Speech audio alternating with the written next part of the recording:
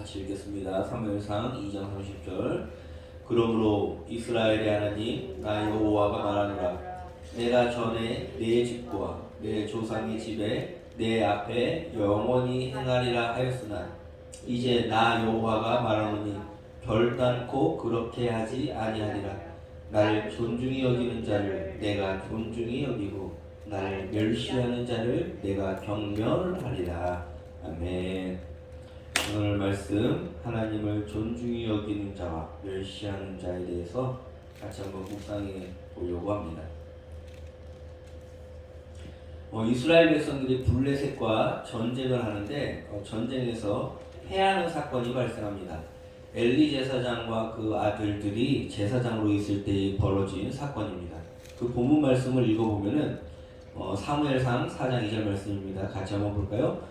블레셋 사람들이 이스라엘에 대하여 전쟁을 벌이니라. 그들이 싸우다가 이스라엘이 블레셋 사람들 앞에서 패하여 그들에게 전쟁에 죽임을 당한 군사가 4,000명 가량이라.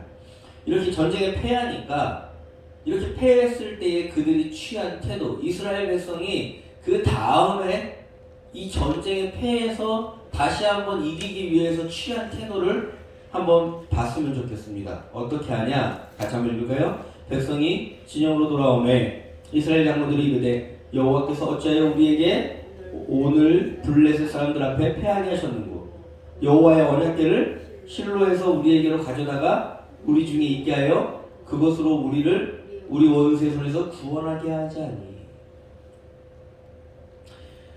전쟁에 패하니까 그 다음에 어떤 태도를 가지냐면 언약궤를 실로에서 가져오자. 그럼 언약궤만 여기에 오면 어떻게 될 거다?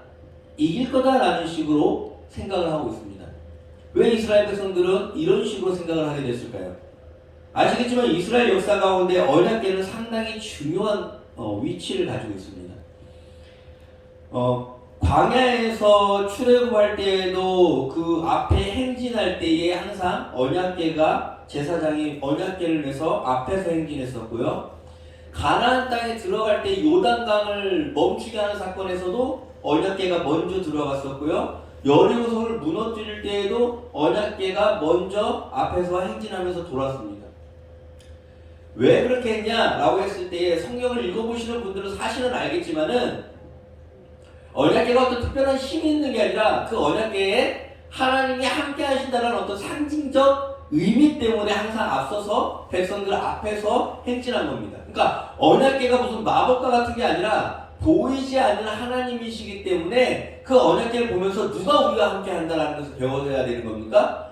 하나님이 우리와 함께 하시는 것이고 그 하나님이 함께 하시기 때문에 우리를 인도하시고 우리를 건너게 하시고 우리를 승리하게 하셨다라는 이런 신앙적인 고백을 했어야 되는데 그 신앙적 고백 대신에 눈에 보이는 것만 자꾸 믿다 보니까 무엇을 믿게 되는 겁니까? 언약궤가 있으면 이긴다 라는 식의 엉뚱한 신앙생활을 하게 되고 그 신앙 고백이 오늘 전쟁에서 패했을 때에 하나님께 묻거나 하나님께 되돌아가는 게 아니라 뭐만 가져오면 된다? 언약궤만 가져오면 된다라는 식으로 신앙 고백을 한다라는 겁니다. 이들은 그렇게 하나님을 멀리하고 하나님을 잊어버리고 언약궤가 무엇이 되어버렸습니까? 부적이 되어버렸습니다. 어떤 하나의 부적과 같이 내 욕망을 충족시켜줄 내 어떤 도구가 되어줄 무슨 마법 지팡이처럼 언약궤를 사용하기 시작하는 겁니다. 하나님을 이렇게 사용한다라는 것이겠죠. 왜 이렇게 됐을까라고 했을 때에 대표적으로 그 시대의 제사장 엘리 제사장의 태도만 봐도 알 수 있습니다. 이미 영적으로 둔감해졌고 한나의 그런 기도를 술 취한 여인의 술주정으로 생각할 만큼 하나님과의 관계가 이미 멀어져 있었습니다. 그의 아들들은 어떻습니까? 제사를 지낼 때에 드리는 제물을 하나님께 드리기도 전에 좋은 것은 먼저 가져가고 고기를 삶을 때 갈고리에 건져가지고 큰 것들은 자기가 먼저 가져가고 또한 성소를 섬기는 여인들과 동침을 하고 그런 엉망진창으로 하나님을 멸시하는 행동을 할 때에 하나님이 그냥 두는 거냐? 아니요. 그냥 바로 심판한 게 아니라 하나님의 또 선지자를 보내요. 그래서 엘리 제사장에게 경고도 합니다. 너희 아들들의 그런 행실들을 갖다가 이러이러한데 고쳐라라고 할 때에 고칩니까? 못 고칩니다. 그냥 경고만 하고 또 그냥 넘어갑니다. 그만큼 엉망진창이 되어버려 있으니까 오늘 본문의 말씀에 하나님이 이렇게 말씀하시는 겁니다. 내가 나를 존중히 여기는 자를 존중히 여길 것이고 멸시하는 자를 멸시할 것이다. 이런 말씀을 하시면서 그 앞에 한 내용은 너무 중요합니다. 뭐라고 합니까? 내가 너희 앞에 영원히 했었던 그 언약, 그러니까 민수기에 보면은 비누아스를 통해서 네 후손들이 영원히 내 앞에서 제사장이 되겠다라는 언약을 하나님 세워주시거든요. 근데 그 언약을 어떻게 하겠다? 파괴하겠다라는 거. 이거 잘 들으셔야 합니다. 좀 더 충격적으로 말해서 방금 하나님이 어떻게 하신 겁니까? 한 입으로 두만하신 겁니다. 하나님이 어떻게 그럴 수 있냐라고 말씀하실 수 있겠지만은 좀 과장돼서 얘기한 혹은 가장돼서 얘기하거나 제가 좀 충격적으로 얘기하기 위해서 이렇게 표현한 것이지만은 사람의 태도에 따라서 하나님의 언약은 취소될 수 있다 없다? 있다라는 것을 오늘 아셔야 된다는 겁니다. 왜 제가 이런 말씀을 드리냐? 오늘날 꼭 필요한 말씀입니다. 왜냐면 오늘날 우리 성도님들이 교회 다니면서 하나님은 영원하시고 변하지 않으시고 막 이런 말씀들을 가지고 오면서 자기들 안에 무엇을 가지고 있냐면은 하나씩 구원의 확신이라는 언약계를 가지고 있다는 거예요. 그런데 성경을 보시면 아시겠지만 구원의 확신이라고 성경이 얘기한 적이 사실은 없습니다. 믿음으로 구원을 받는다라는 식으로 바울이 얘기한 그 구절을 가지고 와서 믿어야 돼, 믿으면 구원받아, 믿어야 돼 자꾸 그러니까 믿음의 확신, 그게 구원의 확신으로 이상하게 변질된 것만 가지고 있는 겁니다. 오히려 믿음으로 구원을 받는다라고 얘기했던 바울은 자기의 구원에 대해서 무엇이라 얘기한 줄 아십니까?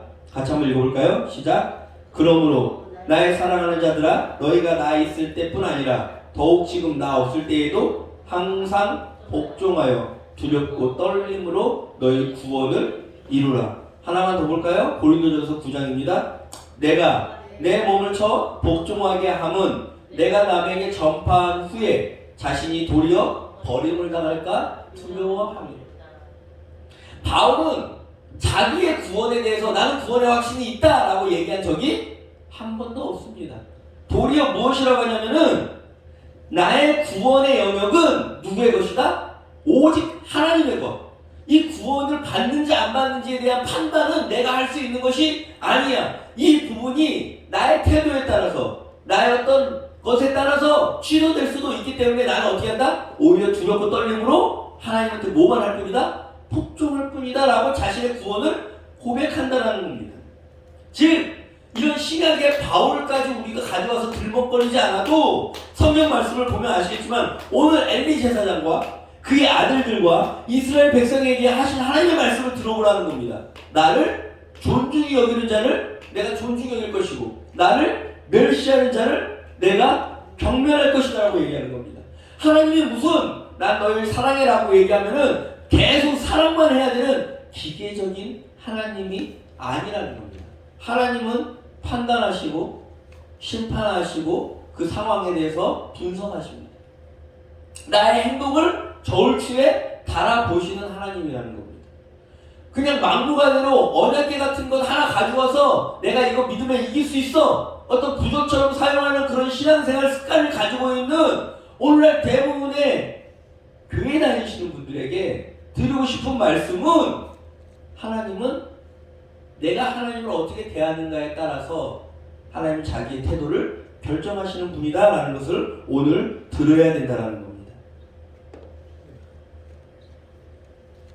이 하나님을 명시하고 있을 때 성경에서 이런 하나님이시구나라는 것을 우리가 마음을 염두하고 있을 때에 어떻게 할 수 있습니까? 하나님을 도구처럼 취급하는 신앙생활을 버릴 수가 있는 겁니다.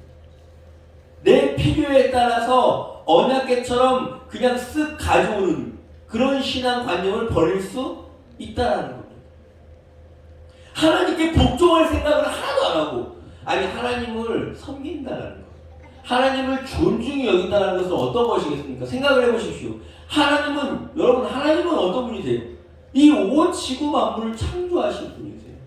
나를 잘하시는 분이시고 하나님의 나라를 만들어 가시는 분이시고 하나님의 왕국이 지금 임하고 있는 중이에요. 왕이십니다. 그럼 그 왕의 법도와 명령에 따라서 내가 복종을 하는 게 하나님의 말씀을 듣는 것이고 그게 순종하는 것이고 그 하나님의 나라는 이미 임했고 완전하게 우리를 다스리실 거예요. 죽음 이후에 우리를 다시 살려가지고 우리의 행동을 저울추에 달아보실 분이세요. 그럼 그 하나님의 법칙을 따라야 되는 겁니다. 그 법칙은 무엇입니까? 사랑과 희락과 화평과 오래 참음과 자비와 양성과 충성과 온유와 절제 이런 것들인데 왜 돈에 환장하는지, 왜 우리의 정말로 욕심을 따라가는지, 왜 내가 먹고 사는 일에만 집중하는지에 대해서 반성해야 된다는 겁니다. 하나님을 왕으로 섬긴다는 것이 무엇인지를 분명히 듣고 내가 오늘 그 하나님께 복종하고 순종해야 된다는 겁니다. 그런 신앙관을 갖기 위해서는 어떤 하나님을 알아야 된다는 겁니까? 나를 존중히 여기는 자는 하나님은 존중이 돼야 하실 겁니다. 다만 하나님을 멸시하는 자들, 이 멸시는 어떤 것들입니까? 나의 안에 스스로 구원의 확신이 있다는 식으로 내 안에 언약궤만 가져오면 모든 일이 만사형통할 것처럼 부족처럼 하나님을 그때그때만 사용하는 행동들, 태도들, 평소에는 하나님에 대해서 존중함이 이만큼도 없다가 그 필요할 때만 기도하는 태도들을 버려야 된다는 겁니다. 왜요? 하나님의 나라가 임하시니까. 그런 습관이 되어버린 모습들이 나 안에 없는지 곰곰이 생각해보라는 겁니다. 언약궤만 가져오면 이기겠지. 교회에 잘 출석하면은 일이 잘 풀리겠지. 특별 새벽기도 한 번도 빠뜨리지 않고 출석하면 뭔가 이루어지겠지. 매일 어떤 40일의 금식기도 이거 잘하면은 뭔가 응답이 있겠지. 물론 제가 이 기도나 이런 거 잘 들으셔야 된다고 다 무조건 이게 나쁘다 뭐 우상숭배다 이런 게 아니라 오늘날 제가 무슨 말 하는지 아시잖아요. 정말로 필요한 기도와 정말로 필요한 금식 기도가 있습니다. 그런데 그 원래의 목적과 취지를 잃어버린 채 언약궤를 가져오는 것처럼 사용하려고 하는 기도 태도를 제가 지금 지적하는 겁니다. 1000번째 예물 드리면 뭔가 되겠지. 항상 보면은 기도 제목을 적어내지 않습니까? 그런데 그 기도 제목에 항상 들어가는 것들을 보면은 다 그런 건 아니겠지만 대다수의 사람들은 어디 부처님 오신 날 등불에다가 적어내는 소원과 제가 알기로는 크게 다르지 않는 것들입니다.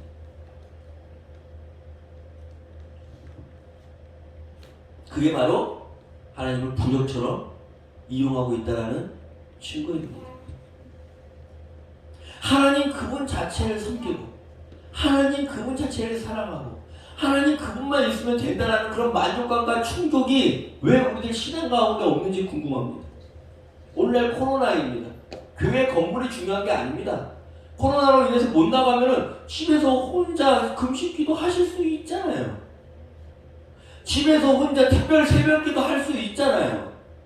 사람들이 없으니까 아무도 안 알아주니까 못 하는 겁니까? 하나님은 어디든 계시는데 오히려 코로나는 기회인지도 모릅니다. 하나님을 내가 정말로 사랑했는지 확인할 수 있습니다. 교회에서 뭐 한다고 해서 거기 나간다고 출석한다고 뭐 의미가 더 있거나 없거나 그런 게 아니지 않습니까? 집에서 혼자 해도 금식기도 해도 오히려 다락방에서 은밀히 보시는 내 하나님께 하라는 그 말씀처럼 할 수 있는 기회인데도 못한다라는 건 그동안에 내가 원했던 신앙은 사람들이 알아주고 사람들이 칭찬해주고 교회에서 어떤 내가 그래도 이런 사람이야 라는 위치를 확보하기 위한 신앙이었다는 겁니다. 그게 바로 부적과 같은 신앙이죠. 하나님을 도구처럼 사용하는 것. 그 사람들의 결과가 어떻게 됩니까? 귀담아 들으셔야 됩니다. 아시는 것처럼 홈리와 비나스는 언약궤를 가져오고 전쟁한 그 자리에서 바로 죽습니다. 언약궤는 빼앗깁니다. 그 소식을 들은 엘리 제사장은 의자에서 떨어져 죽습니다. 그 상황에서 비느하스의 아내가 아이를 낳다가 모든 하나님의 영광이 떠났다 그러면서 아이 이름을 이가봇이라고 짓습니다.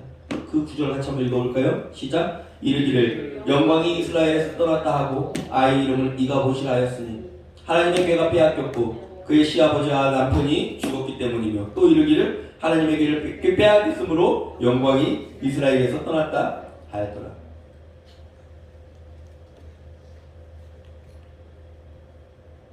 오늘 우리들의 교회를 보면은 마치 하나님의 영광이 떠난 것처럼 보이지 않으십니까?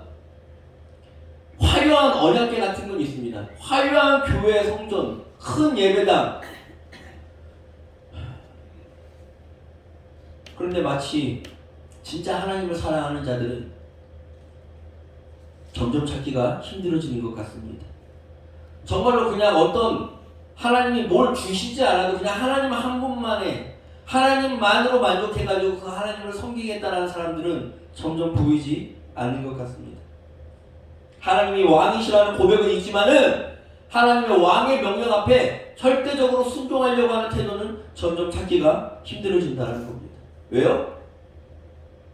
용서하라, 화해하라, 화내지 말아라, 불을 품지 말아라, 양보하라, 뭐 이런 말씀 되게 많거든요, 성경에. 그런데 단 한 번도 내 성질 앞에서 그 말씀이 내 안에 들어와서 이루어진 적이 없는 것, 하나님의 절대적인 말씀 앞에 순종하지 않는 것, 그냥 너무 자연스러워요. 이제 화나면 화나는 대로, 감정에 이끌리면 이끌리는 대로. 하나님을 한 번도 하나님이라고 여기지 않고는 자꾸 하나님한테 내 길을 인도해달라 그러면 그게 인도가 됩니까? 내가 먼저 순종을 하고 하나님이 가라고 하는 길로 가야지 그게 인도가 시작되는 거 아니겠습니까? 그러니까 그동안 우리 신앙이 자꾸 언약궤만 바라보는 신앙이어질 않았나라는 겁니다.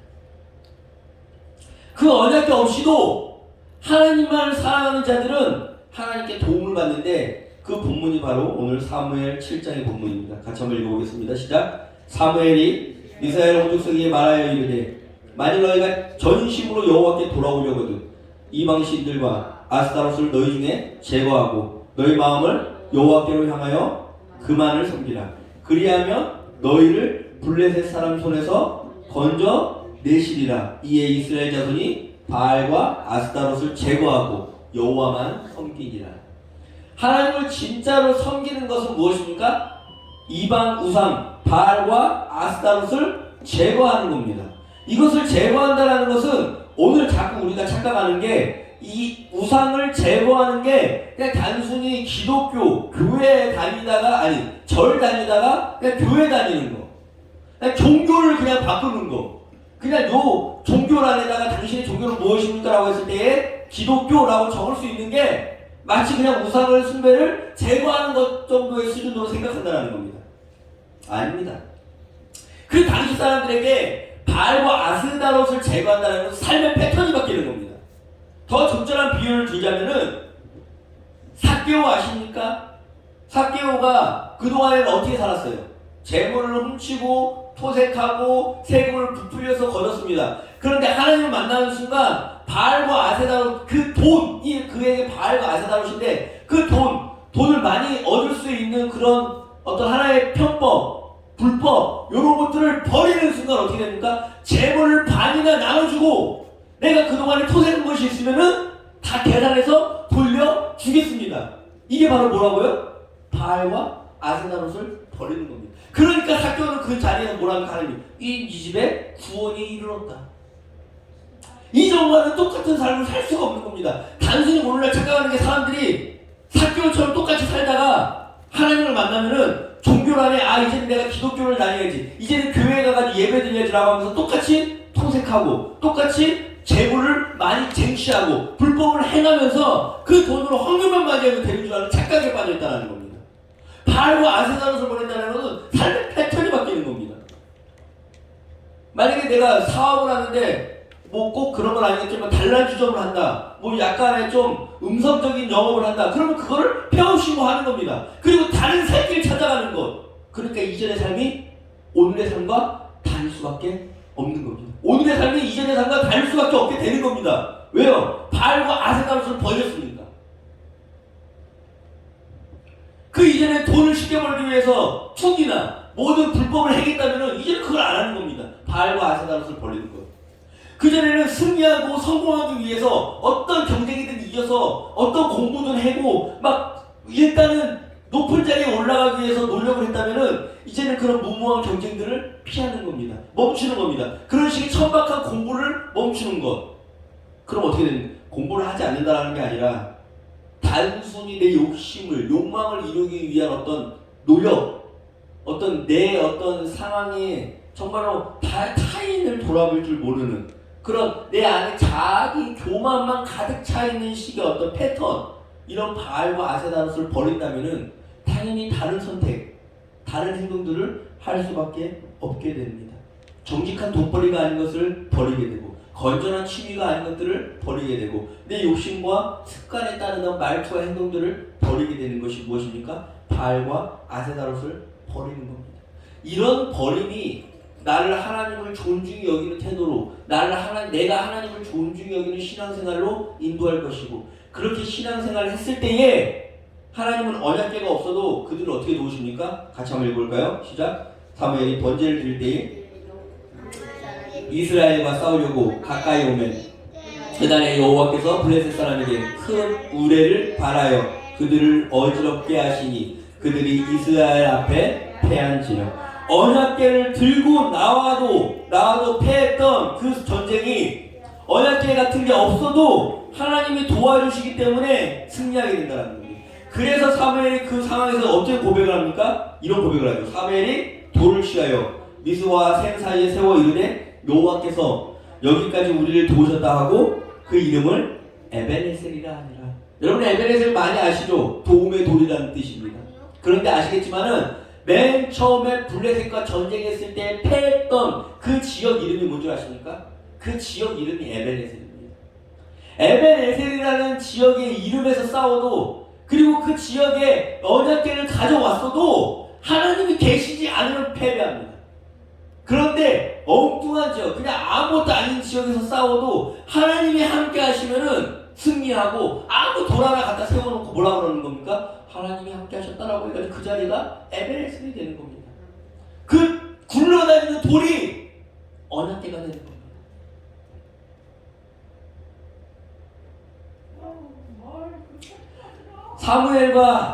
사무엘은 그 하나님을 잘 아시기 때문에, 잘 알기 때문에 하나님을 찬양하면서 그냥 그 돌 하나를 가져와가지고 하나님 우리와 함께 하셨다라고 세우는 것, 이게 가능하게 된다는 겁니다. 근데 하나님을 도구처럼, 부족처럼 여기는 자들은 마치 형식, 에베네셀 땅에서 싸우고 또 언약궤를 여기에 가져오니까 우리가 승리할 수 있을 거야 라는 식의 부족처럼 사용하는 형식에 얽매여 있는 자들은 하나님이 정작 도와주지 않는다라는 것. 오늘 우리의 신앙은 어떤 신앙입니까? 엘리 제사장의 아들들처럼 그냥 언약궤만 가져가면 다 해결될 것처럼 부족처럼 사용합니까?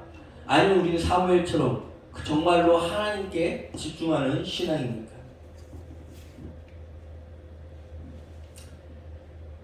단순히 교회에 출석하는 것이 아니라 그 교회 건물 너머에 정말로 이 우주 만물을 다스리시고 우리와 함께 하나님의 나라를 세워가시려고 우리를 선택하시고 부르신 그 하나님을 볼 수 있는 성도님들이 되셨으면 좋겠습니다. 하나님을 존중히 여기는 자들이 되셨으면 좋겠습니다. 단순히 말로만 하나님 존중히 여기고 하나님이 나의 왕이시고 하나님 정말로 경배합니다라는 그런 찬양 입으로만 하는 것들은 이제 멈추시고 진정으로 어떻게 해야 되냐, 내 안에 바알과 아세다롯을 버리실 수 있기를 바랍니다. 그 바알과 아세다롯, 때로는 나의 돈벌이 수단일 수도 있고, 때로는 나의 직장생활일 수도, 때로는 나의 욕심일 수도, 때로는 나의 성격일 수도, 때로는 나의 정말 포기하지 못하는 어떤 무엇일 수도 있습니다. 그런데 이것들을 제거했을 때에 우리는 비로소 하나님을 존중히 여기는 자세가 준비되어 있는 줄로 믿으시기 바랍니다. 2022년 새해가 이제는 시작됩니다.